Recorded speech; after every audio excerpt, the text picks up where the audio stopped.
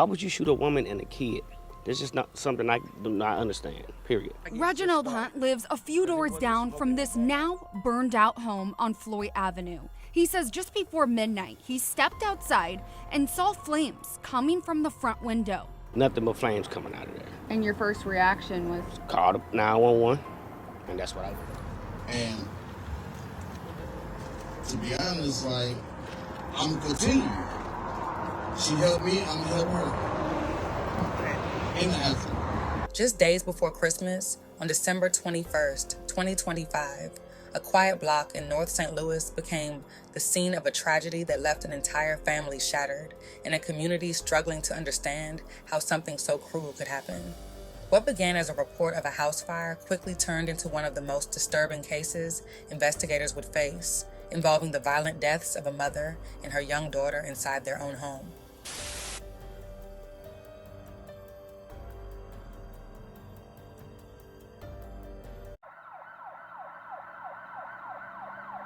Just after midnight on December 21st, first responders were called to a house fire on the 5700 block of Floyd Avenue in the Walnut Park West neighborhood.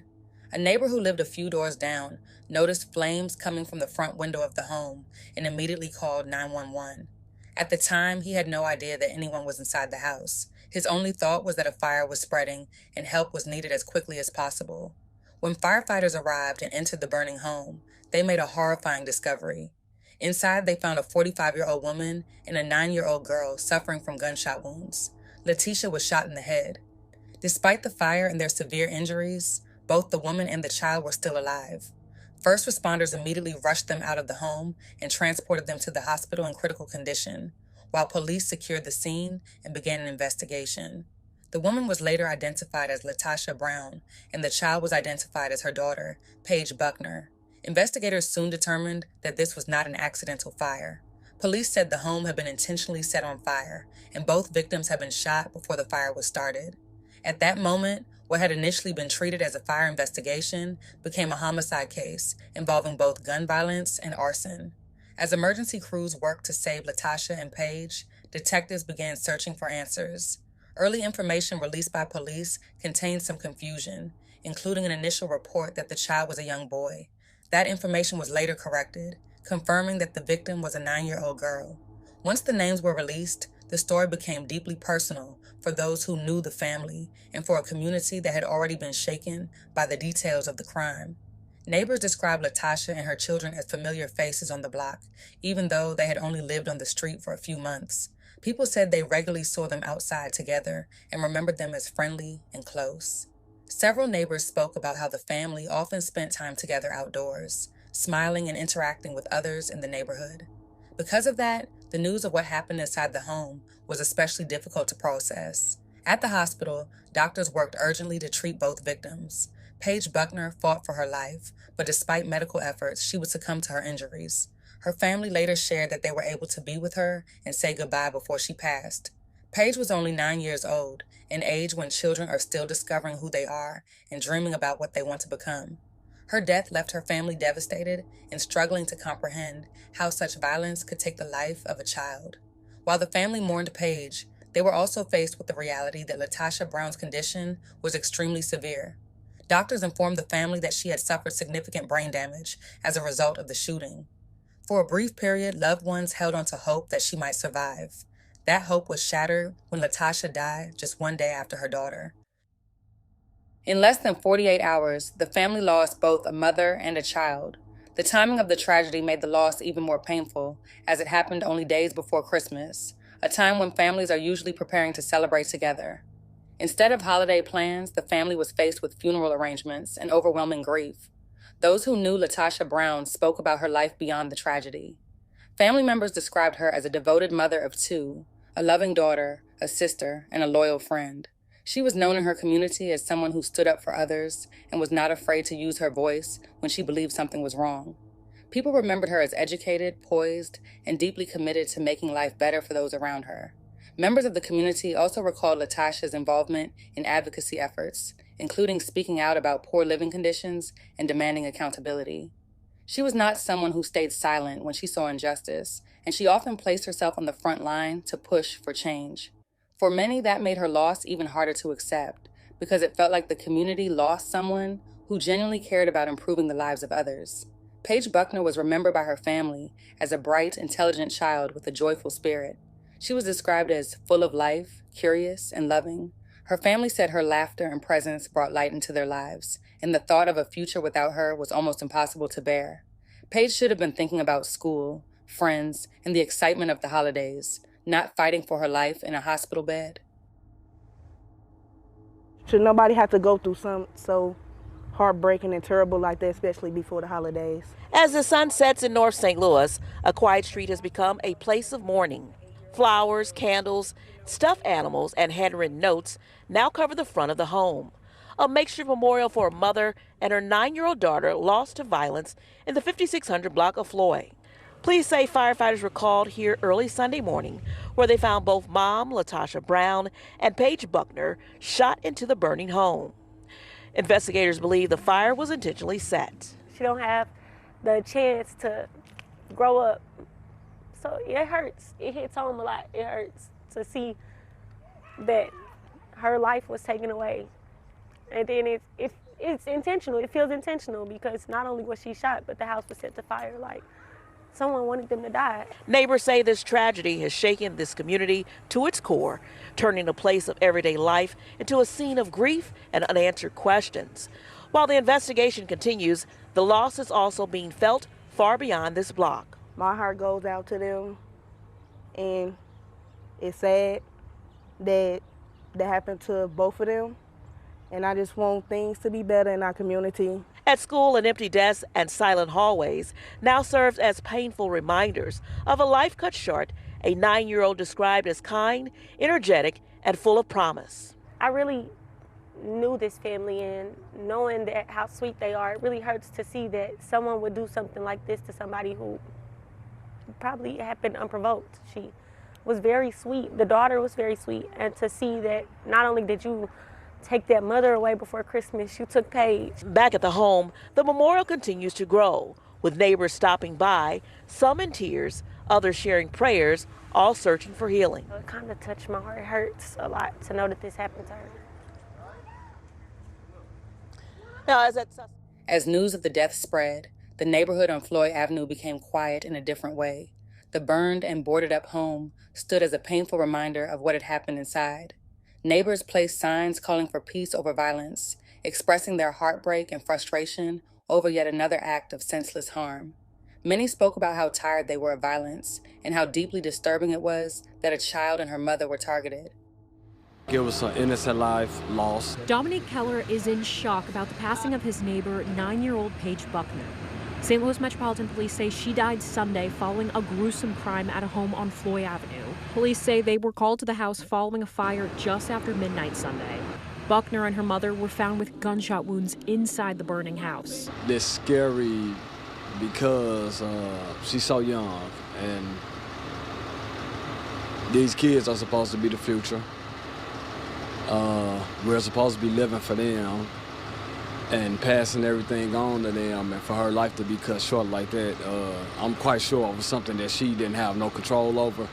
It's sad. Keller says Buckner and her mother had not lived there very long, but they were regularly spotted outside the house. Police are trying to develop a timeline of what led up to the crimes, made more horrific being so close to the Christmas holiday. We now have an unspeakable and to be quite honest, act of violence that you just cannot describe. You can't put words to it. Back on Floyd Avenue, signs reading "Peace over Violence" are scattered along the street. Dominique Keller hopes people can live out that message. Try to look out for one another and come together as a people, because that's what we need to do. Start loving one another. Stop the killing. Police described the case as a targeted and horrific act of violence. They confirmed that homicide detectives and the department's arson unit were working together to investigate the shooting and the fire. Authorities said they were actively developing a timeline of events and following several leads, but no suspect had been publicly identified, and no arrests had been announced at that time. Investigators emphasized that even the smallest piece of information could be critical. They urged anyone who may have seen or heard something, no matter how insignificant it might seem, to come forward. Police stressed that cases like this often rely on community cooperation to uncover the truth, and hold those responsible accountable. As the investigation continued, Latasha's sister, Lisa, spoke publicly about her grief and about who her sister was as a person. She shared that Latasha was an organ donor, explaining that even in death, her sister continued to give to others. Lisa also organized a GoFundMe fundraiser to help cover funeral expenses, explaining that the sudden loss of both Latasha and Paige had left the family emotionally and financially overwhelmed. In the fundraiser message, Lisa described Latasha as one of the most giving people she had ever known, someone who dedicated herself to helping others and organizing community events. She described Paige as a bright and intelligent young girl with endless potential. She asked for support so the family could honor them both and lay them to rest with love and dignity. At this point, the case remains unsolved publicly. Police continue to ask for help from the community as they work to identify who committed this crime and why. For the family, justice has not yet arrived, and neither has closure. Latasha Brown should still be here raising her daughters and continuing the work she cared so deeply about. Paige Buckner should still be here growing up, laughing, and living the life every child deserves. Instead, their names are now linked to a tragedy that never should have happened. They were alive when first responders found them. They fought to survive. They were loved deeply. And now their family and community are left with grief, unanswered questions, and the hope that justice will one day be served. And to be honest, like, I'm continuing. She helped me, I'm gonna help her. In the effort. So whatever I need to do, if anybody needs me or needs some assistance, I'm gonna help. I love her. I love Paige. I love everybody else. Justice for Latasha! Yeah! Justice for Paige! Yeah! Justice for Latasha! Yeah! Justice for Paige! Yes! So we all know how loving Tasha was, right? We all know how giving she was, right? Yes. But you all know how brilliant she Yes! was. Yes! Brilliant! This woman had 2 degrees from Washington University. Yes, she did. Absolutely. Hanging on the wall. She asked me if I would help her, if I would mentor her, and if I would help her write her papers. And she gave me the paper. I was like, what you need me for? I love her. She's a fighter for community. She loves community. And I'm just gonna miss her.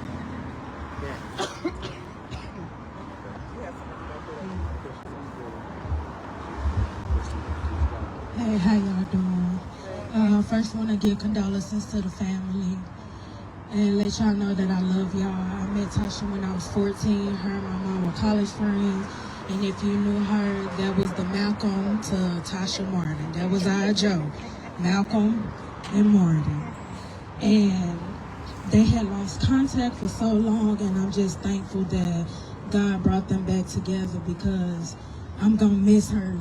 Saying that I'm her sweet baby. Yeah. Saying that I'm her mean baby. Tasha have been there for me more than my family has been at every major event of my life, my brother's life, my mother's life.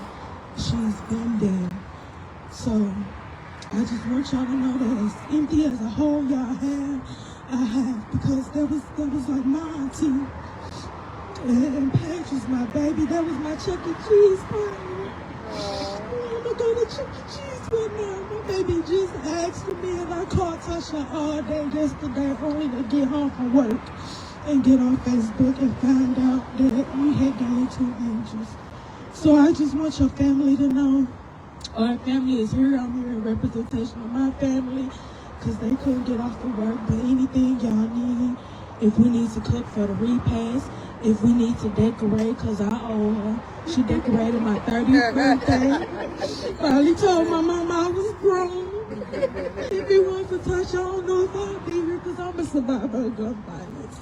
So, as a 30-year-old, I feel survivor's remorse because why would you take our babies from us? Yeah. So I just want y'all to know I love y'all. Lisa, baby, especially you who got my number. You call me, okay? If you need somebody to come to that football game and stand there, baby, Thank you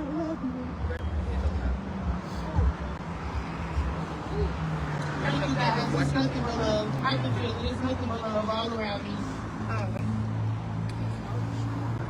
I'm just grateful. I'm just grateful all the time. I feel like I'm going through the hardest time of my life. Paige, my baby, told me it was the last time. But I hope it's not ever have to do with my life. So we're going to end this night as a celebration. And we're going to release these balloons. And if you have any teddy bears or if you want to sign